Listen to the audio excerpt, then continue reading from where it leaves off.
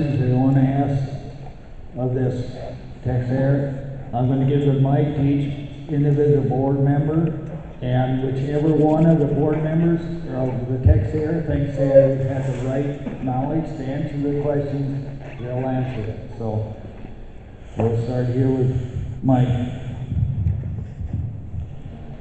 Okay, my first question is brought up by Mrs. Krams right away, and that is on the tiling. What happens when you are constructing these and you do hit tile or you hit whatever? Are you right there to fix it right away, or is it dealt with afterwards, or what is your process? So South Dakota just is very similar to other states that we've developed and constructed in, such as Michigan and Minnesota, where tilage and drainage is used in the fields. When we propose our roads, access roads to the turbines, we sit down with the landowners, which we will, talk through where their tile exists on the property, try to find a means by which we can avoid it. There was also mentioning of wetlands and other constraints that are in the field, which we have to avoid as well. So we will work with the landowner to the extent possible to avoid any impacts to the tile. If we cannot come to an agreement as to how we could fully avoid damage to the tile, we then have within our land agreement a means by which we fix it. You know, we have people who restore the tile back to its original standard. We've also used other methods where if there's a local tile guy that people trust and know, and they want to seek, you know, that option, then we work to compensate that landowner for the damage. Okay, my second question is, do you guys, and kind of letting you guys to defend yourself here on this, do you have studies of whether it's yours or independent or whatever on the wind farms you do have in production right now? Do you have studies as to the property values of both participating and non-participating owners? Do you have any hard numbers? Sure. So there have been multiple studies about the impact of wind projects to home values. Those studies have been done over the last several years, and the result is that there is no long-term impact to home values from wind farms. The effect is generally that there can be some positives and some negatives, but the net effect is zero or actually slightly positive. So some of the positives, for example, are the land leases that are associated with the wind farm. So obviously we don't have the right to condemn property or anything like that. So every one of our landowners enters into these leases voluntarily, and in exchange, we pay those landowners for the use of their property. So those leases tend to run with the property. So that's a guaranteed income stream for that piece of land. So that tends to add value to the property. In addition, there's economic development associated with the project. So jobs, improvements to the tax base, those types of things also add value to the property. So the long story short is that there have been multiple studies, and the net effect is zero to a slightly positive impact to the property.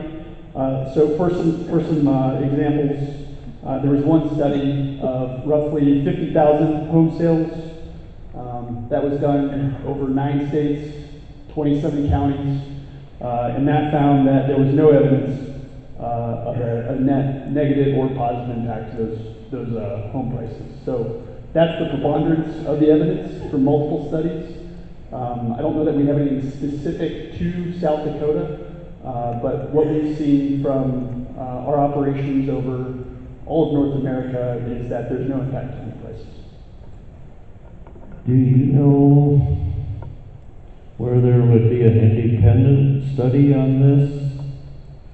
So these are all independent studies. They're not funded by NextEra. These are done by other groups.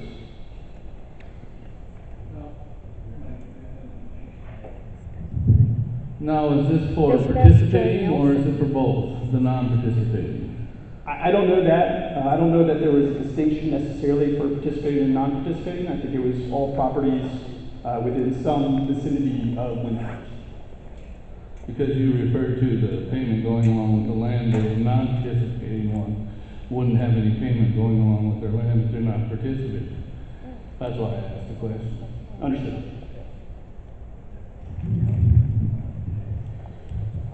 Okay, my next question is there a place in your company or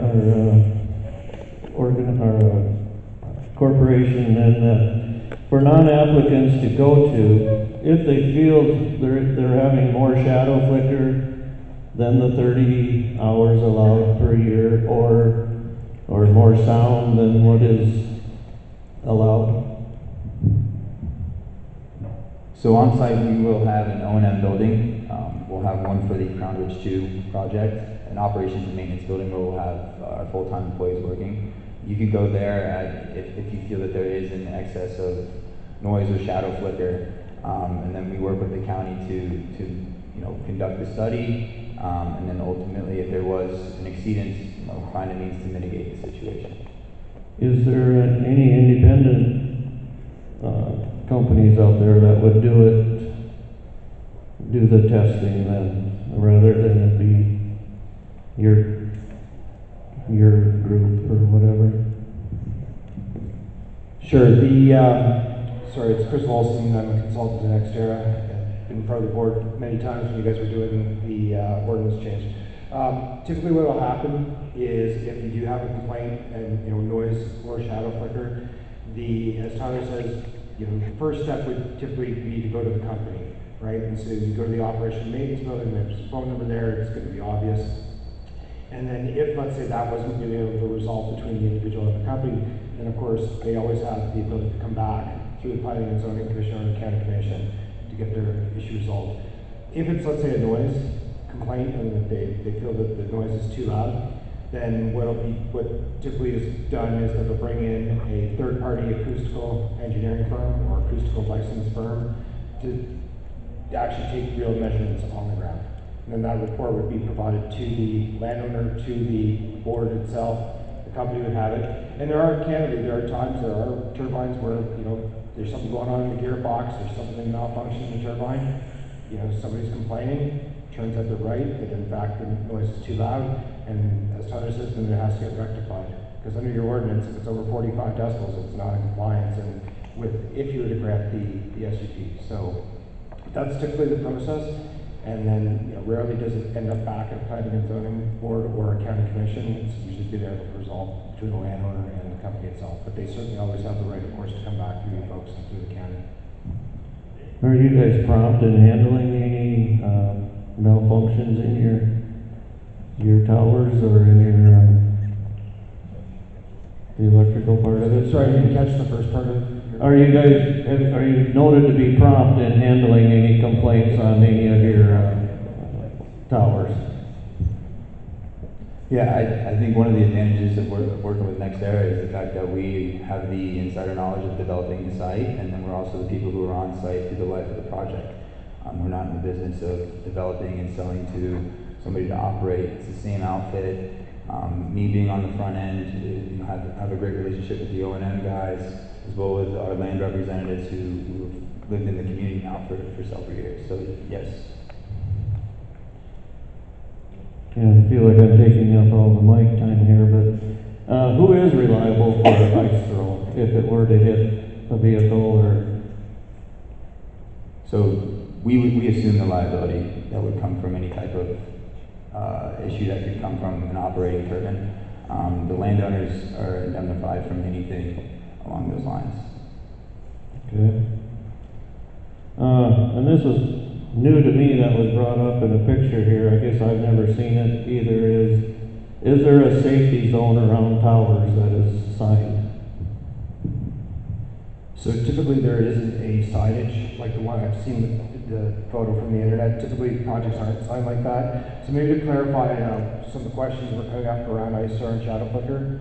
So in November of 2016, as you guys were starting to debate the new ordinance, we sent you a letter, or I sent a letter to the board.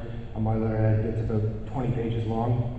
It actually included a setbacks and a physical health and safety section on page 16 and beyond, where I included the GE table. So you guys have that as a matter of record. I just pulled it up here, but just letting you know you've got it. So this GE setback, and one of the gentlemen said tonight, is indeed 1.5 times the hub height plus the rotor diameter. In this case, you've got the highest turbines, but that's to homes. That's not to property lines. It specifically says homes, outbuildings, and the like, and that is being complied with here. The hub height is 295 feet. The rotor diameter is 380 feet, giving you a total of 675 feet. If you multiply that by the 1.5, you get 1,012 feet. Your setback distance to homes is 4 times the total tip height. It's just under 2,000 feet. So in fact, your setback and your ordinance sets back much further than the GE recommended setback. The GE setback recommendation for roadways for blade failure or ice throwing is 1.1 times the tip height, which is again similar to what your ordinance has. So within all of that, there is the can ice be thrown? It is more of a rarity because the turbine is shut down when the icing conditions occur. The ice then sheds to the base. Certainly when that's occurring, you don't want to be underneath the towers, and so the technicians won't go to the towers when the icing conditions occur, and not until the ice is off does the turbine come back up. The reason why is because you don't want the vibration on the blades from around the blades. Okay, well, my last question is manufacturer recommendations for setbacks.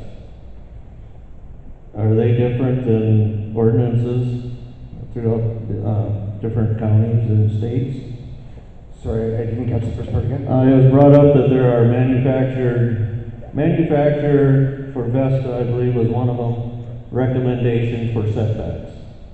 Sure, and again, just as I had said before, like in that GE table that was provided to you as the Planning and Zoning Commission, the setbacks that were established ultimately by the county, the 4 times the tip height, is actually greater than the GE recommended setbacks for many of their setbacks. The 110% of the 1.1 times total height of the turbine is similar in the ordinance to the property line as it is to the GE side. In terms of the various counties within South Dakota, I can tell you the 4 times tip height is actually one of the largest setbacks to a home anywhere in the state. Your 45 decibel sound limit is actually lower than most of the other counties. Typically, the sound level is 50 decibels for non-participating homes. And the state, in terms of where you fit within the state, I can tell you the last 2 projects that the state approved, one just even recently this summer, the one was just early summer or late spring, they actually set a 45 decibel sound limit for those 2 projects. So consistent for non-participating homes, which is consistent with what you folks have done. So you actually got out ahead of them before they got to that, a couple of years after you did. Okay, thank you for explaining that. I wanted to ask you about a lot of people had health questions regarding the towers to humans and animals. Could you speak about that? Sure, and I mean, I guess similar to back when you guys were debating the ordinance, the number of discussions we had, and answered a bunch of questions in the paper there certainly can be, if you place these turbines too close to people's homes, one, there could be a health and safety issue, as we're talking about price or those type of things.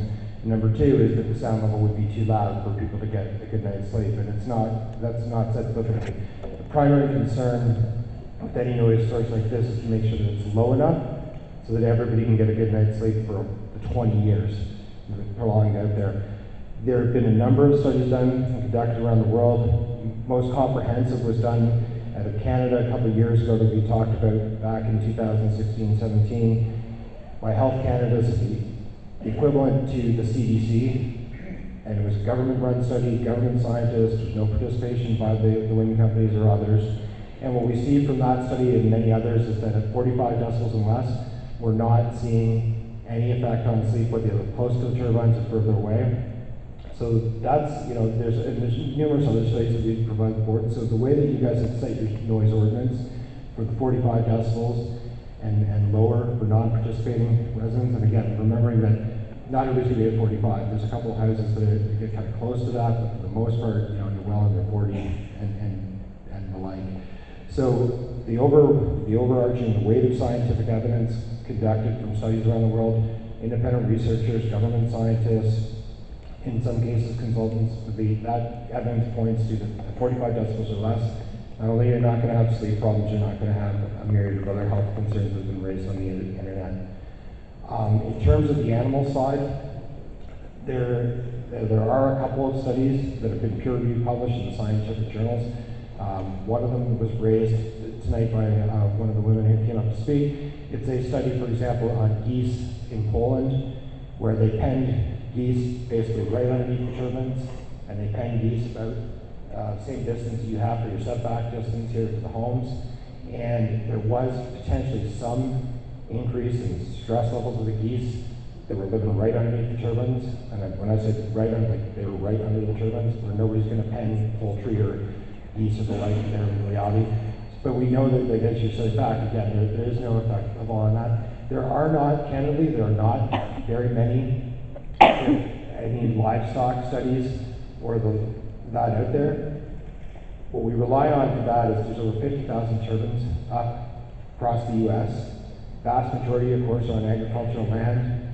A lot of those are either located on dairy farms, poultry farms, cattle grazing, pasture fields, and the like. And we're just not seeing the participating landowners complaining or reporting effects of the turbines on the animals.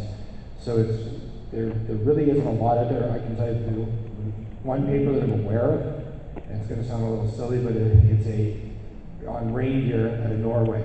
And why reindeer? Because they graze reindeer like we do cattle here. So they're grazing and feed for it up there. And the study that was done, they watched herds of reindeer that they had, grazing around the turbines. A third of them came and stood closer, a third of them went further away, and a third stood in the middle, and they basically saw no effect. So the reason why we don't see a lot of scientific study that we do on the human health side on the livestock, I think is because we just aren't experiencing it from the farmers. We're not seeing complaints and the like. Yeah, thank you. And I wanted to ask you about your decommissioning bond. Are you going to have a insurance policy for the bond, or how do you do that? So for the decommissioning bond, it would be a bond that would be posted that would be guaranteed for the full amount of the decommissioning costs. I think there was a question about, within the Deuel County ordinances, it says decommissioning bond or some other similar form of financial surety. In our mind, that would be either a letter of credit or some type of guarantee. A letter of credit we would go procure from a bank, and that would guarantee that financial capabilities available for decommissioning. And same thing with a guarantee provided by a credit rating agency. So all three forms of those financial instruments we're comfortable with. We have experience doing that across the majority, if not all, of our 100+ wind farms across the country. And just, as an example, I work in other parts of the country as well, and typically that's an agreement that's negotiated with the county. As an example, sometimes it will be a set amount per wind turbine, and oftentimes it'll either fluctuate with changes in the estimation for the decommissioning costs, to include us returning to the county every few years to check the number, make sure it's still good, and then adjust it as appropriately. One other point on decommissioning, these are big pieces of equipment that do require some capital to deconstruct, but a nice feature of that is that equipment is worth money. The steel in the towers is worth money, so the salvage value of those turbines oftentimes ends up making up for the cost of decommissioning. So in other words, the decommissioning more or less pays for itself. So you're protected by some form of financial security, some kind of binding legal agreement that requires us to take it down, And then I think the third point is just the fact that, you know, with NextEra, you're dealing with a very large, reputable wind developer, so it's a headline risk for us if we were to leave turbines up and not take them down. That's not good business practice for us. We strive to be a leader or a good neighbor in the community, and so it's just not in anyone's best interest to leave those turbines up and not operate. Yeah, thanks. The FAA lights, the lighting system, was talked about here a couple of times, and they say that they are approved. Can you speak about that?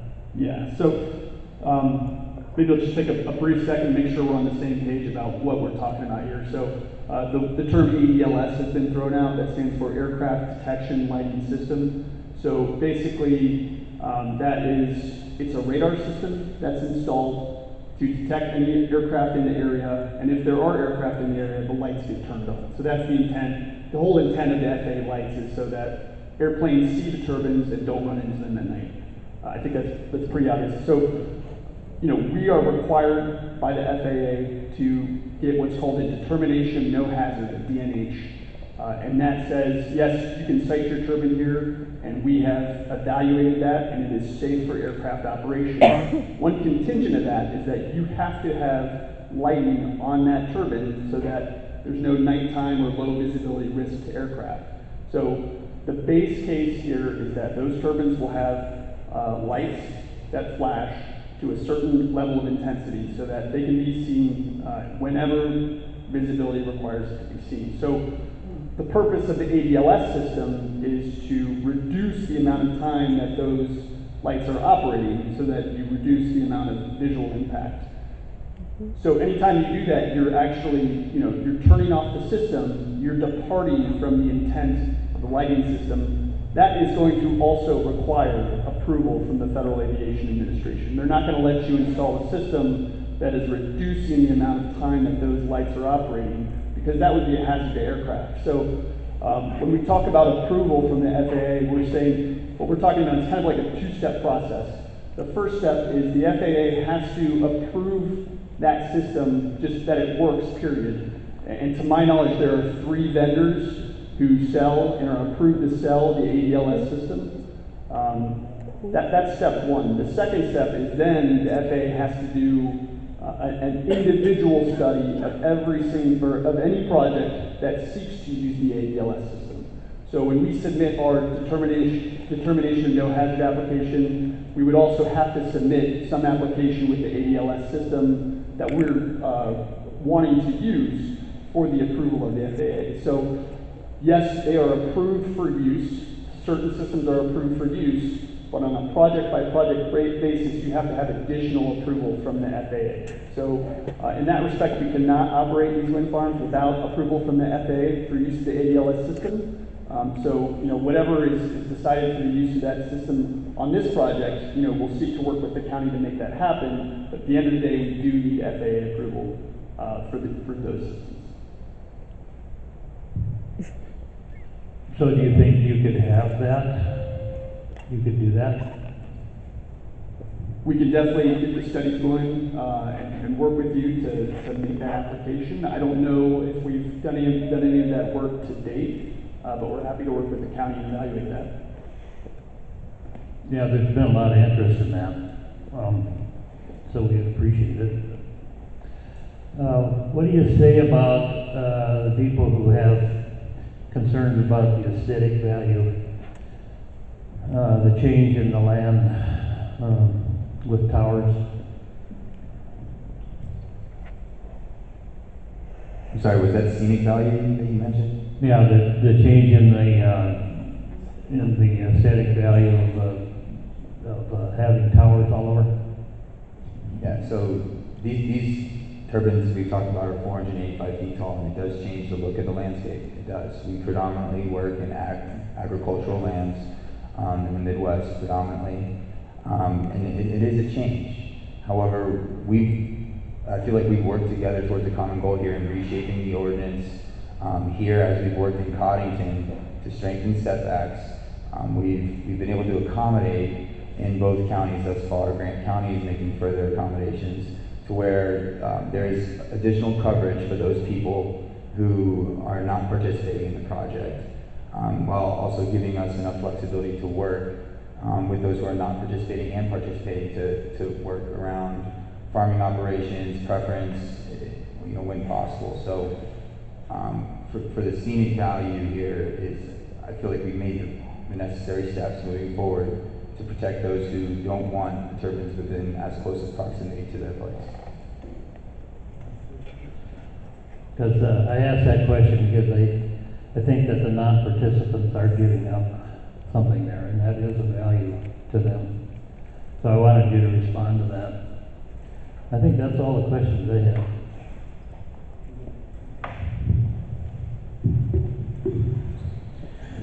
Being at the end of the table down here, most of my questions have been answered.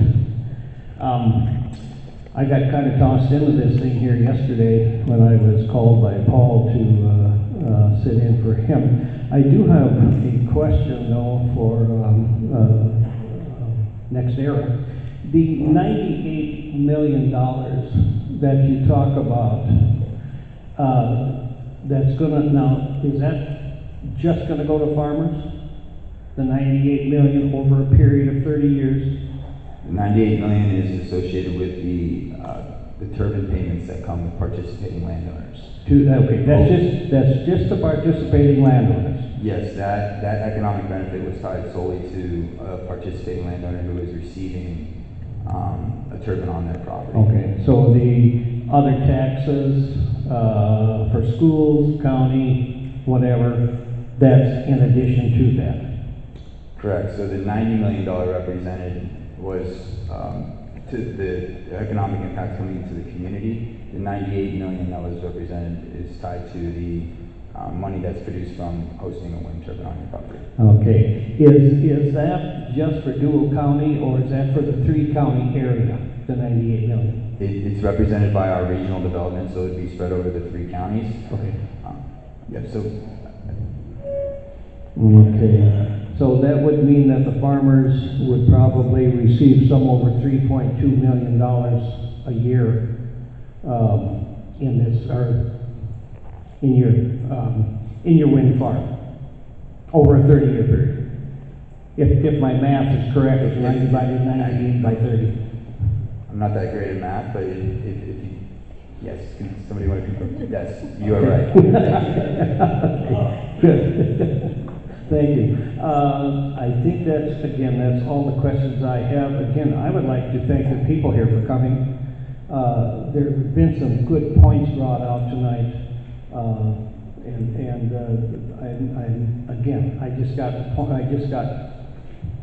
I'm the third alternate, no, I'm the second alternate on this board, and it seems like we were here a year and a half ago and kind of went through this. But again, I appreciate all your comments. Thank you for coming out. What the board decides is up to this board. But again, thank you for being here. There was a lot of good things brought up tonight.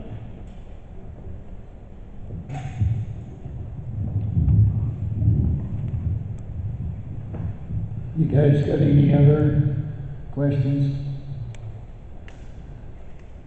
You've been through this process for the Coddington and Grant.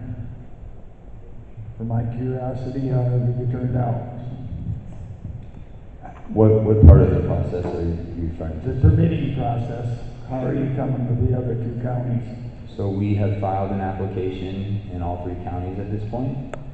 We have received approval for our application in Coddington County as proposed. We have not had our hearing yet in Grant County.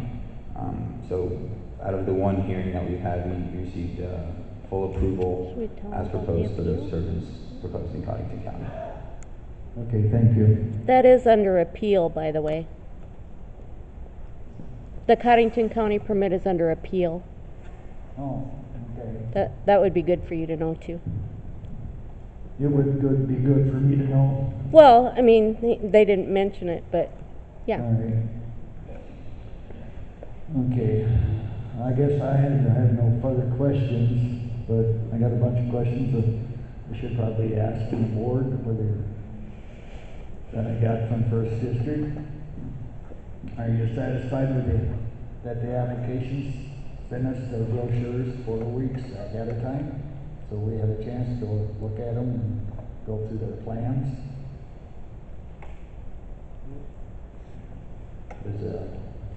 Does this meet the definition of a wind farm?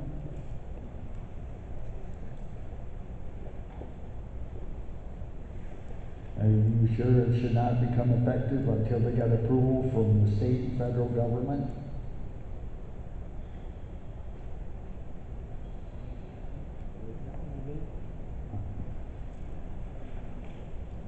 Do you agree with the permit application effective? Do you agree that you guys should all got a copy of that to look at? I gotta cross my T's and dot my I's. Oh, okay. Has the applicant demonstrated ability to meet required setbacks for turbines from property lines, right of ways, residence, business, government facilities, and other structures?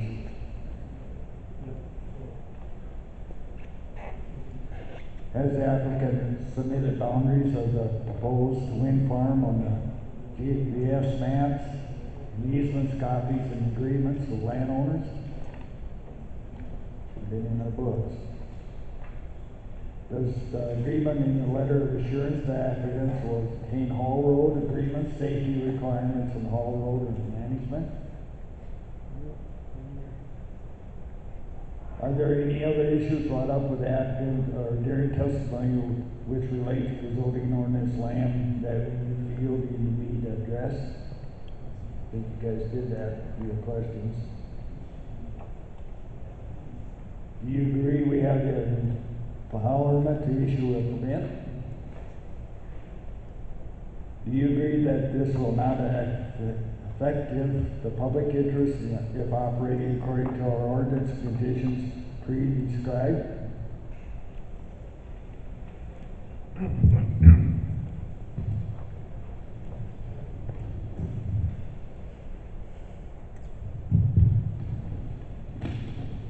Does the board request the zoning officer to prepare findings or facts consistent with the question to be approved by the chairman of the board and the zoning officer to agree to special exception permit and letters of insurance, building permits, etc.? Whether or not we got that all information, right? Okay. All right. So, what do you guys think you want to do?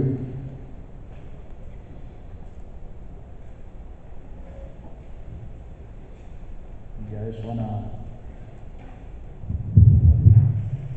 Well, I think there's a lot of information that was brought up to us here tonight. I think it would maybe be appropriate that we go through a lot of it, read it, and kind of maybe develop our opinions on a lot of that.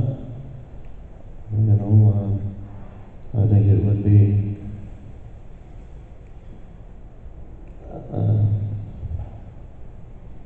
how do I want to state this? I just think it'd be almost a disservice if we didn't take the time and go through it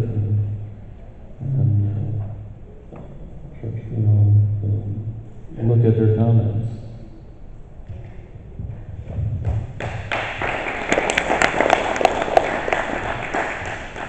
The rest of the board feel that way? I think we need to.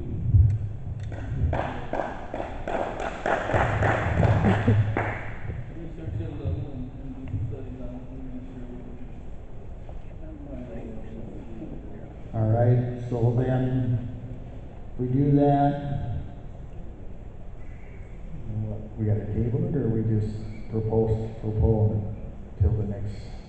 till we set another meeting? I think you can do a good one. I guess, someone has suggested that verbally postpone it. Don't have enough time to make a decision.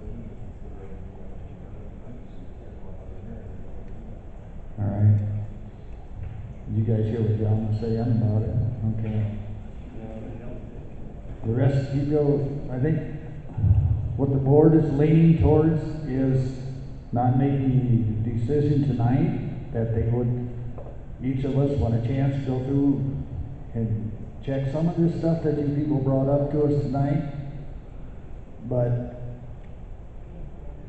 then we'll have to have another public hearing.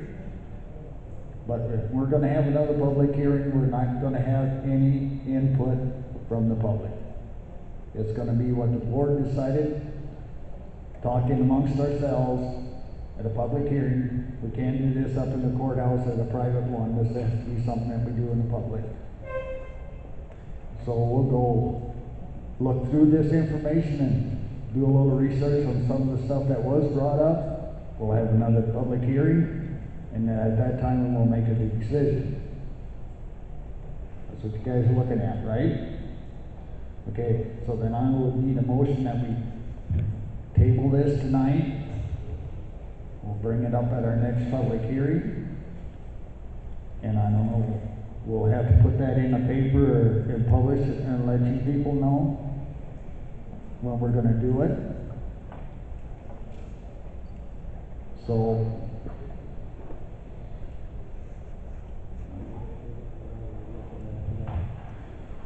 I don't know if we're looking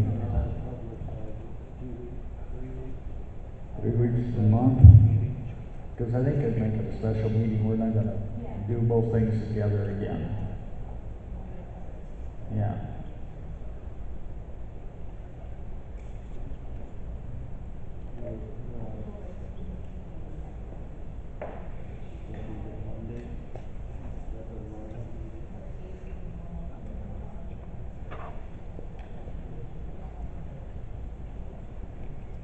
So we have to make a decision tonight when we're gonna have the next meeting, or can we just let everybody publish it in the paper and let X say or no and go from there? Alright. You guys wanna try to set a date, or you just, we'll try to figure it out after? How long do you have to get? 2 weeks. It's gotta be in by Monday.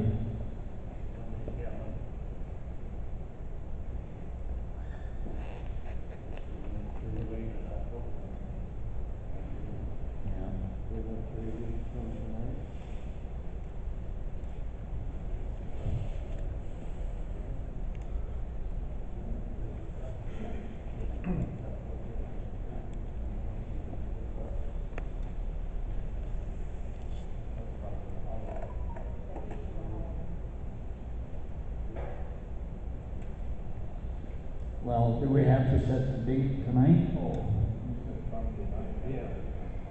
3 weeks.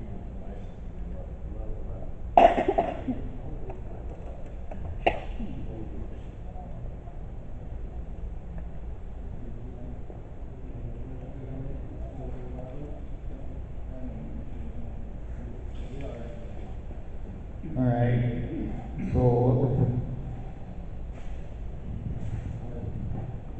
So what you guys are thinking is, we'll get a motion to table it tonight and then set it up for October 11th. And then we'll public hearing, and then we'll go through this.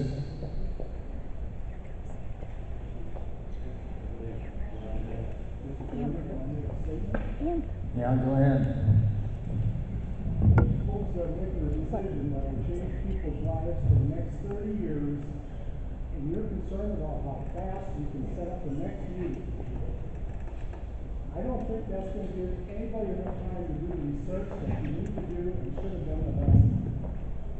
You still have no answers when people ask you questions about these projects, and you still do not have the answer. It's been, what, 9 months since the last project, and you approved it in one night. I applied for a draft landing strip. It took me 6 months and 5 meetings to get it. This is a shame. And you guys are bending over backwards to approve a project That's gonna affect everybody in the county for years, Both ways. both ways. I mean, you're trying to affect it so nobody gets them, and we got people out there that want them, so. Never said that, nobody gets it. You guys have got to look at how it affects the existing people that live in this county. And you so far, in my opinion, you have not done that. Well, that's your opinion. You're giving priority to people, a few people that are making money on this thing, and you're rejecting everybody else's opinion. And you wanna do it, you're talking now in 2 to 3 weeks, when it's something that you need to inform yourself about the long-term effects. And this development, what it's gonna do for the county is a joke. Well, You lose so much more sorry, I'll stop. That's your opinion. There's other opinions on the other way, so I'm just going to what the board said we're gonna do. I appreciate your time. Yep. Okay, so I need a motion to table it. And then in that motion, I suppose we're gonna need that we have another public meeting. What? No, you can table it and bring it back off the table. Okay, and then we'll go with postpone it to then. We've always tabled before, but that's fine. So you want that in the motion? Postpone it to October what? 11th? Another public hearing, same place, same time? Got a second to that motion? Okay, we're gonna go we're gonna vote this by down the line. Yeah. Yes. Yes. Yes. I'll go along with the board wants to do. I'll say a yes to that too, so that's where we stand. Thank you all for coming tonight. We'll try to go through this and see if we can make something work. So, thank you much. Thank you very much, Texair, for coming, presenting it. No, he never says it.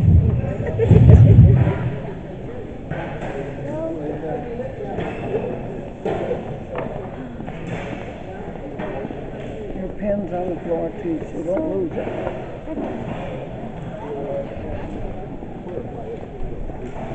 I didn't understand.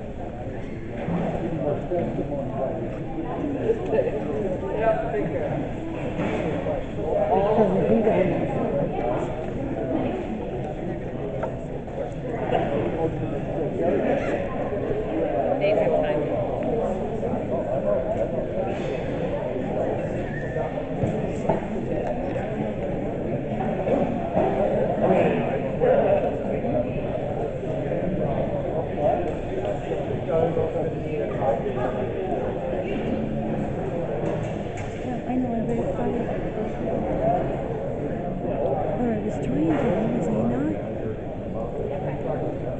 I think we should find out who that guy is. I took a close-up picture of him. I know.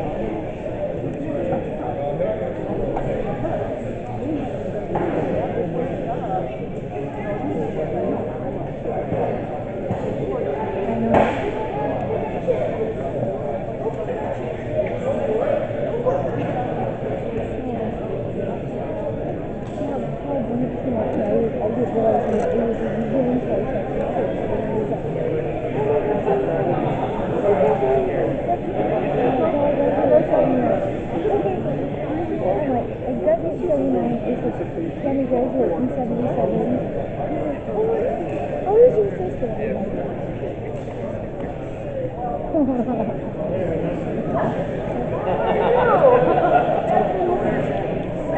I just joked about it. I was laughing at it. So I didn't know that.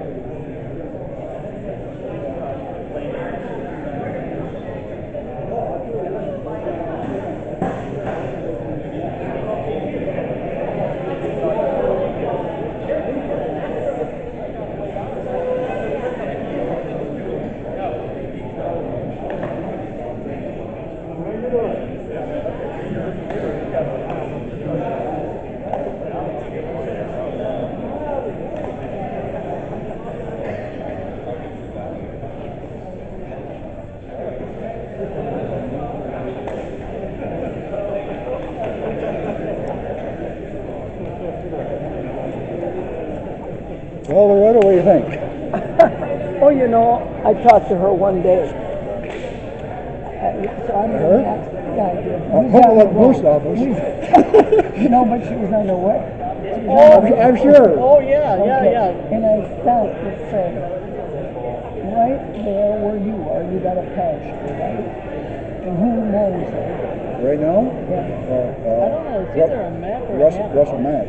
Okay. No, that's our drive. Oh. Okay, on your ground. You Then mean the We're one not right talking, there. we're not talking about our drive. Crackers. Is that Crackers? Yeah, L Crackers, yeah. Okay.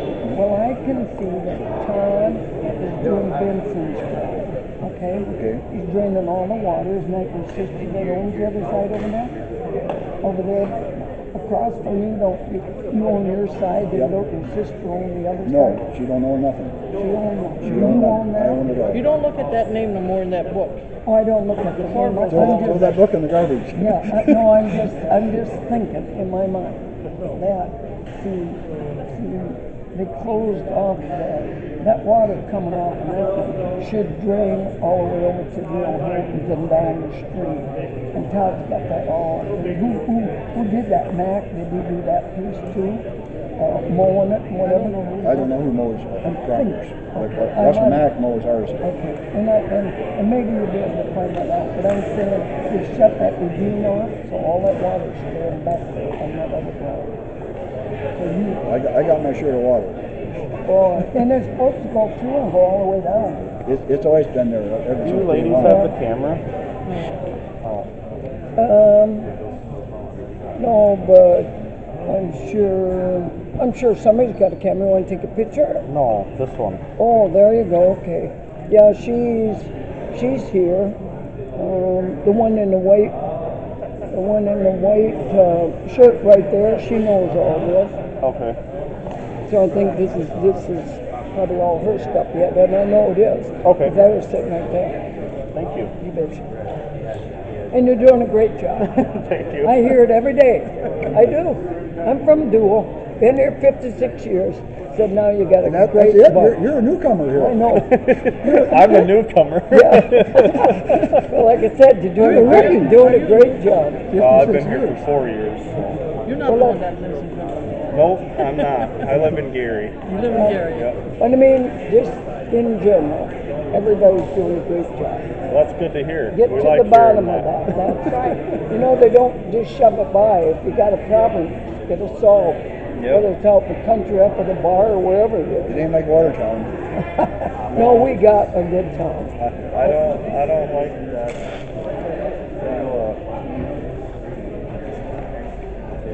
All right.